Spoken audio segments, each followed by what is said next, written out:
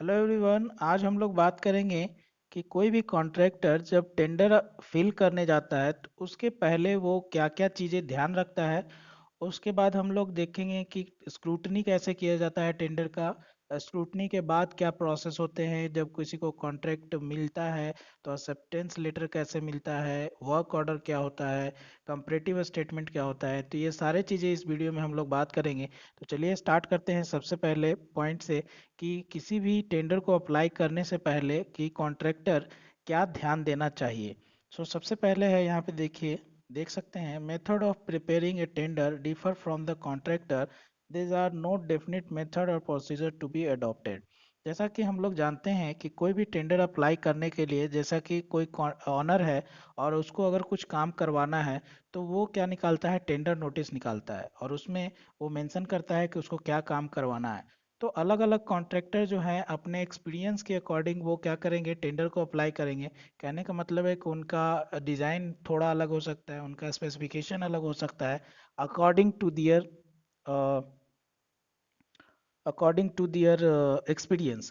तो ये जो चीज़ें हैं वो कॉन्ट्रैक्टर टू कॉन्ट्रैक्टर क्या करता है, वैरी करता है। तो ऑब्वियसली जब हम टेंडर कोई फील करेगा तो कॉन्ट्रैक्टर टू कॉन्ट्रैक्टर क्या करेगा, ये चीज़ें क्या करती हैं, वैरी करती हैं। It depends upon the individual skill and experience. Obviously जैसा कि हम लोग बात किए कि उसके इंडिविजुअल स्किल और एक्सपीरियंस पे क्या करेगा, डिपेंड करेगा। हाउएवर ये तो बात है ही कि कोई भी कॉन्ट्रैक्टर जो है वो टेंडर अप्लाई करेगा तो उसके एक्सपीरियंस के अकॉर्डिंग वो बहुत अच्छा अप्लाई करेगा, या फिर उसके एक्सपीरियंस के अकॉर्डिंग बहुत ख़राब अप्लाई करेगा, या कम अच्छा अप्लाई करेगा। तो ये सब चीज़ें तो बात हुई इन जनरल एक्सपीरियंस की, बट अपार्ट इसके और क्या क्या चीज़ें हैं जो एज ए कॉन्ट्रैक्टर ध्यान देता है जब वो क्या कर रहा हो, कोई टेंडर को फिल कर रहा हो या टेंडर को अप्लाई कर रहा हो। इसमें पहला है, the contractor will study the tender document carefully. The document should be consist of all drawing specification and condition. जब आप कोई टेंडर अप्लाई करते हैं तो आप ये ध्यान देते हैं कि ड्राइंग क्या ड्राइंग है, क्या आपको बनाना है, स्पेसिफिकेशन क्या है, कंडीशन क्या है। ये सारा चीज़ क्या करते हैं, केयरफुली हम लोग क्या करते हैं, ध्यान देंगे जब हम कोई टेंडर को क्या करेंगे, अप्लाई करेंगे। दूसरी चीज़ है, after carefully study of drawing specification etc., the contractor visit the site and forecast the condition under which he has to work. It turns their effect on price on each item. Contractor will collect the following data during the visit. Actually ये तो सही है कि जो आपको काम करना है उसका आप स्पेसिफिकेशन देखोगे, ड्राइंग देखोगे, क्या कंडीशन ऑनर दिया है, वो सारे चीज़ आप ऑब्जर्व करोगे। बट इसके अपार्ट आपको कहाँ काम करना है, क्योंकि कंस्ट्रक्शन साइट जो होता है वो काफ़ी इंपॉर्टेंट हो जाता है। आप वहाँ पे जाके देखोगे कि वहाँ पे आपका मटेरियल कितना सस्ता मिलेगा, या मटेरियल मिल पाएगा या नहीं मिल पाएगा, या कितना महंगा मिलेगा, ट्रांसपोर्टेशन चार्ज कहीं ज़्यादा ना लगे, लेबर वहाँ पे आपको मिल पाएगा कि नहीं, सस्ते लेबर मिल पाएंगे कि नहीं मिल पाएंगे, आपका जो ट्रांसपोर्टेशन का सिस्टम है, आपके रहने का व्यवस्था जो है वो कैसा है। ये सारे चीज़ क्या होते हैं, कब काफ़ी डिपेंड करते हैं किसी भी साइट के लिए, किसी भी एक लोकेशन पे काम करने के लिए। तो कहीं लोकेशन पे ये चीज़ें क्या होती है, आसानी से मिल जाती है, और कहीं लोकेशन क्या होता है, ये पॉइंट्स जो है बहुत डिफ़िकल्टी से हमको फुलफिल हो पाता है। तो ये सारे चीज़ जो है हम लोग क्या करेंगे, ऑब्जर्व करेंगे जब हम किसी टेंडर को क्या करते हैं, फिल करते हैं। और कुछ चीज़ें जो है नोट किया जा करता है कॉन्ट्रैक्टर जब वो क्या करता है, विजिट करता है साइट को। तो उसमें क्या क्या पॉइंट्स है जो वो विजिट करता है तो नोट करता है। उसमें पहला है लोकल एबिलिटी ऑफ मटेरियल। जैसा कि हम लोग बात किए कि लोकल में मटेरियल कैसे मिल रहा है, मार्केट रेट क्या है, उसी के अकॉर्डिंग आप क्या करेंगे, एस्टिमेशन करके देंगे। इसलिए क्या होता है, साइट पे विजिट करना क्या हो जाता है, इंपॉर्टेंट हो जाता है before applying the tender. Local में जो लेबर अवेलेबल हैं कि नहीं है, कितने लेबर आपको मिल पाएंगे नहीं मिल पाएंगे, उनको जो पे कीजिएगा, वेजेस जो है आप कितना दे पाइएगा, महंगे लेबर मिल रहे हैं या सस्ता लेबर मिल रहा है। Types of soil and depth of water बहुत डिपेंड करता है। जब आप फाउंडेशन वर्क करेंगे, अगर सॉइल क्या होगा, बहुत ज़्यादा ख़राब सॉइल होगा तो आपको फाउंडेशन करने में भी काफ़ी डिफ़िकल्ट होता है। और जैसा सॉइल होगा उसी के अकॉर्डिंग क्या होगा, प्रोजेक्ट का पूरा जो काम होता है, ड्राइंग होता है, स्पेसिफिकेशन आपको क्या करना होगा, चेंज करना होगा। डेप्थ ऑफ वाटर टेबल वो भी डिपेंड करता है। अगर डेप्थ ऑफ वाटर टेबल अगर काफ़ी नीचा है तो आपको काफ़ी मेहनत करना पड़ेगा काम करने के लिए। असेस द साइट, आपको साइट क्या आसानी से पहुंच पा रहे हैं कि नहीं पहुंच पा रहे हैं। Availability of site, source of water and it's cost. Water किसी भी कंस्ट्रक्शन के लिए काफ़ी इंपॉर्टेंट होता है, तो वाटर का साइट तो देखना ही देखना है कि कहाँ पे आपको वाटर मिलेगा या नहीं मिलेगा। तो ये बहुत सारी चीज़ें हैं जो आप लोग समझ गए होंगे कि क्या करना एक कॉन्ट्रैक्टर को बहुत इंपॉर्टेंट होता है जब भी वो कोई कॉन्ट्रैक्ट के लिए क्या करता है, अप्लाई करता है। चलिए नेक्स्ट जो हम लोग बात करेंगे, procedure of submitting filled in tender document. So क्या प्रोसीजर है और कैसे जब आप जो सबमिट करने, सपोज आप सबमिट करने जा रहे हैं टेंडर को, तो क्या बातें हैं जो आपको क्या करना होगा, ध्यान देना होगा, ध्यान रखना होगा, वो चीज़ें हम लोग देखते हैं। तो पहला है the tender is signed a cheque for deposit enclose and put in the seal cover. पहला क्या है, जो टेंडर आप अप्लाई कर रहे हैं तो टेंडर में क्या होना चाहिए, आपका साइंड होना चाहिए। दूसरा क्या है, चेक डिपॉजिट करना चाहिए। जैसा कि हम लोग जानते हैं कि टेंडर अप्लाई करने के लिए आपको टेंडर फी देना होता है एज ए अर्नेस्ट मनी। तो अर्नेस्ट मनी क्या होना चाहिए, चेक में डिपॉजिट किया होना चाहिए, उसमें इंक्लोज करना है आपको। दूसरा क्या है, ये जो है इसको सील कवर में रख के आपको क्या करना है, जमा करना है। दूसरा क्या करेंगे, name of work should be written on the top of the envelope. जिस इन्वॉल्व पे आप देंगे उसमें क्या लिखा होना चाहिए, टॉप पे जो काम के लिए अप्लाई किए वो काम होना चाहिए, और जिस फॉर्म या कॉन्ट्रैक्टर जो है उसका क्या होना चाहिए, टॉप ऑफ इन्वॉल्व में क्या होना चाहिए, लिखा होना चाहिए। तो ये चीज़ें हम लोग क्या करेंगे, ध्यान देंगे। अब बात करेंगे हम लोग procedure of opening of tender. Procedure of opening of tender, किसी भी गवर्नमेंट ऑर्गेनाइजेशन में जो टेंडर ओपन किया जाता है, तो ऐसा नहीं कि आप किसी भी दिन क्या कर सकते हैं, टेंडर को ओपन कर सकते हैं। जैसा कि हम लोग इसके प्रीवियस वीडियो में पढ़े भी हैं कि टेंडर में एक मेंशन डेट होता है कि इस डेट से इस डेट तक आप टेंडर क्या कर सकते हैं, अप्लाई कर सकते हैं। साथ में उसमें ये भी मेंशन रहता है कि किस दिन को टेंडर क्या किया जाएगा, ओपन किया जाएगा। तो गवर्नमेंट ऑर्गेनाइजेशन यहाँ पे जैसे हम लोग पीडब्ल्यूडी में जैसे हम लोग पढ़ रहे हैं, तो वहाँ पे क्या होता है, एक पर्टिकुलर डेट होता है और उसी डेट को क्या होगा, टेंडर को ओपन किया जाता है। तो पहला पॉइंट तो इसमें वही है, in case of government organisation the tender are open on the date and time mention in tender notice. Contractor और his representative will be present during the opening of tender. जब आप वो टेंडर ओपन कर रहे हैं तो वहाँ पे या तो टेंडरर जो है वो रहेगा यानी कॉन्ट्रैक्टर, या उसका जो है रिप्रेजेंटेटिव वहाँ पे प्रेजेंट होना जरूरी है, तभी वहाँ पे क्या किया जाएगा, टेंडर ओपन होगा। The name of the tender and the total amount quoted by him is read aloud so that the other will know who is the lowest.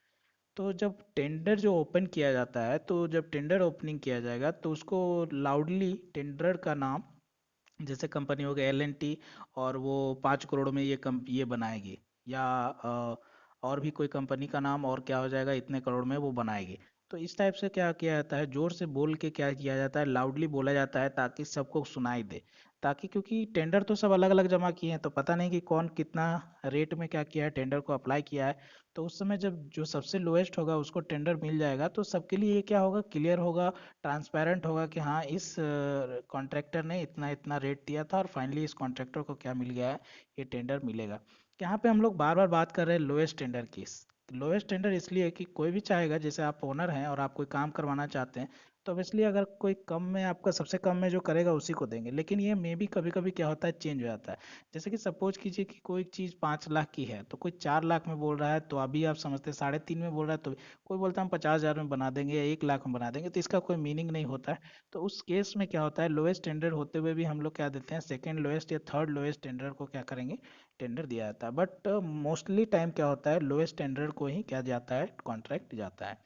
तो ये तो बात थी procedure of opening of tender. इसमें तीन चार चीज़ें थी, जो मेंशन डेट होता है उसी दिन टेंडर ओपन किया जाता है, जो कॉन्ट्रैक्टर है वो प्रेजेंट होना चाहिए, और सारे टेंडर को खोल के क्या किया जाता है, उस सब के सामने उसका नाम और कॉन्ट्रैक्टर के नेम और उनके कोटेड प्राइस क्या किए जाते हैं, जोर से बोला जाता है ताकि सबको क्लियर हो कि कौन सा कॉन्ट्रैक्टर है जो लोएस्ट अमाउंट बिड किया था। नेक्स्ट है comparative statement. Comparative statement simple language में समझा जाए तो कंपैरेटिव स्टेटमेंट वो होता है, इसमें क्या किया जाता है, टेबल बनाया जाता है। टेबल क्या होता है कि सपोज कीजिए कि 3 कंपनियों ने अप्लाई की है, जैसे 1 2 3। तो एक हो गया L&T, ठीक है, एक हो गया सिंप्लेक्स, और एक और कोई कंपनी है, ठीक है। इसने बोला है 5 करोड़, इसने बोला है 3 करोड़, और इसने बोला है 6 करोड़। तो लोएस्ट कौन है, ये हो गया लोएस्ट, ये हो गया सेकंड, सॉरी ये हो गया थर्ड, और ये हो गया सेकंड।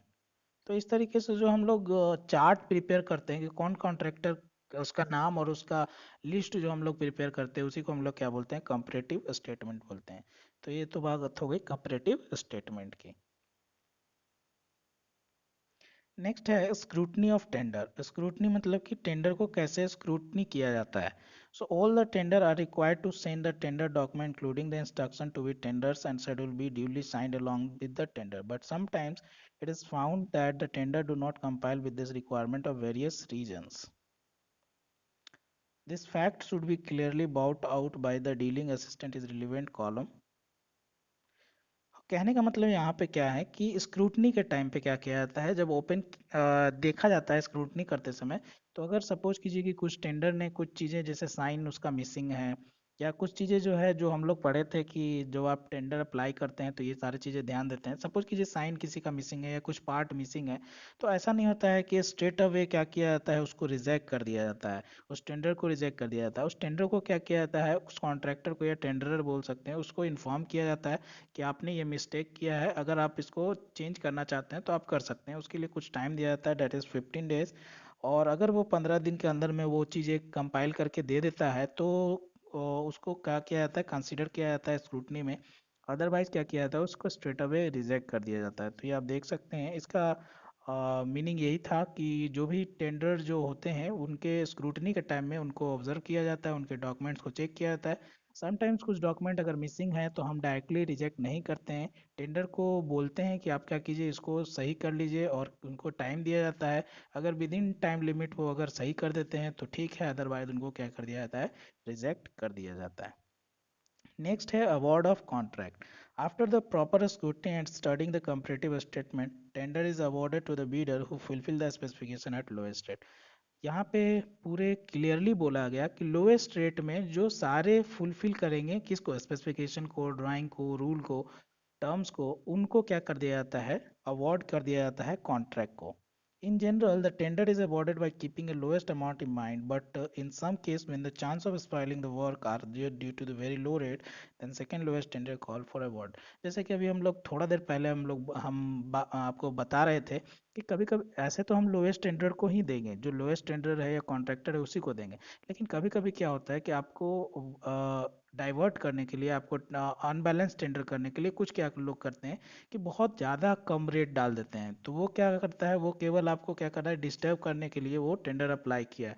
तो इस केस में हम लोएस्ट टेंडर को नहीं करके सेकेंड लोएस्ट टेंडर को क्या करते हैं, टेंडर अवार्ड कर देते हैं। ठीक है, तो ये हो गया अवार्ड ऑफ कॉन्ट्रैक्ट। नेक्स्ट है acceptance letter. After awarding the tender to proper bidder whether lowest और anybody else, acceptance of tender should be done and the contractor who have filled up the tender should be informed about the successful tender.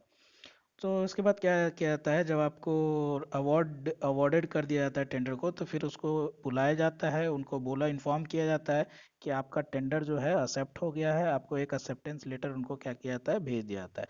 A letter of acceptance should be sent to the contractor asking him to attend the office and complete the formal agreement within the 7 day from the date of receipt of this letter. तो उसको एक acceptance letter भेजा जाता है और उसमें letter में लिखा रहता है कि आप ऑफिस आके जो फॉर्मेलिटीज़ है वो कंप्लीट कर लीजिए, और उसको आप क्या कीजिए, जो ऑफर लेटर है उसको दे दिया जाता है। नेक्स्ट है वर्क ऑर्डर। वर्क ऑर्डर क्या होता है कि जब आप एक्सेप्टेंस लेटर के लिए ऑफिस जाते हैं तो वहाँ पे आपको एक वर्क ऑर्डर दिया जाता है, जिससे कि आप जाके साइट पे क्या कर सके, अपना काम को क्या कर सकते हैं, स्टार्ट कर सकते हैं।